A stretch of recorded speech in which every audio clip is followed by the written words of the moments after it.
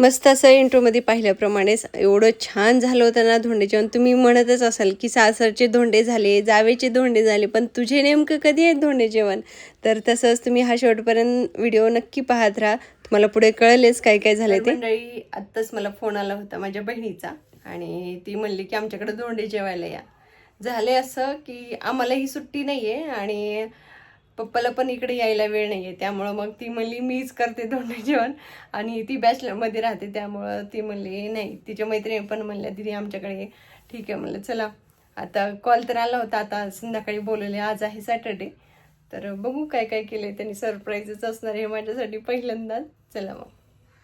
तर चला, आपल्याला कुठं जायचं म्हणलं की प्रश्न पहिल्यांदा साड्यांचा. ह्या दोन्ही साड्यांमध्ये मी ही साडी सिलेक्ट केली आणि मेकअप करायला घ्यायचं. तर त्यात रुद्राणी आली, म्हणली तू पहिल्यांदा साडी नेसली ना, पहिले मला तयार कर. म्हणून मग मस्त मी तिला ह्या ड्रेस वेअर केलेला आहे आणि हे जी ज्वेलरी आहे मोत्याची ती मी स्वतः बनवलेली आहे. छानसा तिचा मेकअप झाला. त्यानंतर मीही छानसा असा मेकअप केला आणि आम्ही हे तिघंही छानसे रेडी झालेले आहोत. तर आणि त्यानंतर आम्ही जातानाच त्यांच्यासाठी थोडंसं स्वीट आणि नमकीनही घेतलं होतं छानसं. आणि तुम्ही आजचं वातावरण पाहू शकता, एवढं छान झालेलं आहे. आणि तिथं गेलं गेलं बापरे, हे एंट्री एवढं छान वाटत होतं ना, खरंच मस्त वाटत होतं. एकदम छान डेकोरेशन केलेलं, सगळ्या गोष्टी एकदम परफेक्ट केलेल्या. आणि हे जे पाहिलं ना, अधिक प्लस मास, मस्तच अधिक मास असं छान केलेलं आहे त्यांनी. त्यानंतर आम्ही गेल्या गेल्या त्यांनी एक एंट्री तर छान केलेलीच होती. त्यानंतर आमचं स्वागतही मस्त केलं, छानसं असं ओवाळलं. त्यानंतर आम्हाला छानशी अशी फुलंही दिली. आणि आत पाहते तर काय बाप रे बाप, एवढं सुंदर डेकोरेशन केलं होतं ना.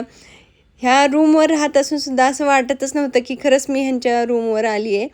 तर मला असं वाटत होतं खरंच मी माझ्याच घरी आहे. एवढं सुंदर डेकोरेशन, त्यानंतर सगळ्या गोष्टी एकदम परफेक्ट, जणू काय आईनेच बनवल्यात अशा.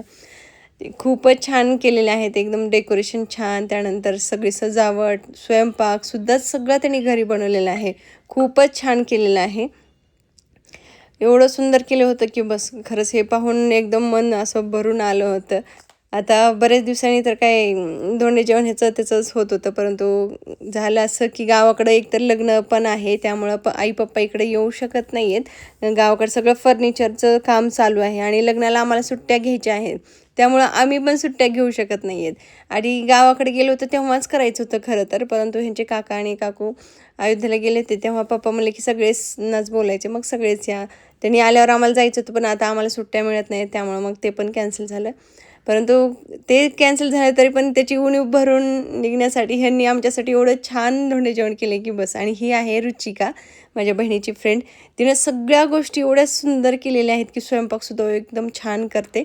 हिनं डेकोरेशन पण केलेलं आहे, स्वयंपाक पण केलेला आहे. एवढी गोड आहे ना बोलायला, पण खरंच खूपच छान आहे. त्यानंतर ही माझी बहीण आहे, तिला काही कम्फर्टेबल नव्हती ती मला व्हिडिओमध्ये येण्यासाठी.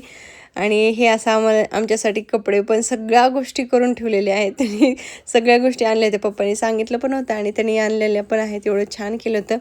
खरं तर ना, ह्या घरचे कसलीच उणीव मला आत्ता भासली नाही, आई पप्पाची वगैरे. पण एवढं सुंदर तुम्ही पाहू शकता, हा मेनूसुद्धा किती छान केलं आहे. त्यांनी एवढी मेहनत घेतलेली आहे हे सगळं करण्यासाठी. खरंच मला ना शब्द अपुरे आहेत हे सांगण्यासाठी, एवढं सुंदर केलेलं आहे. तुमच्याकडं पण असं धोंडे जेवण कधी झालं आहे का? आणि तुम्ही हा व्हिडिओ कुठल्या सिटीतून पाहताय ते मला कमेंट करून नक्की सांगा. रुचिका अमरावतीची आहे आणि तिनं तिकडचंसुद्धा ट्रेडिशन इकडं आपल्यासोबत एकदम मॅच झालेलं आहे. आणि आम्ही आहोत लातूरचे. खूप छान झालेलं आहे जेवण पण. त्यानंतर आम्ही जेवण वगैरे करून आम्ही निघालो घरी.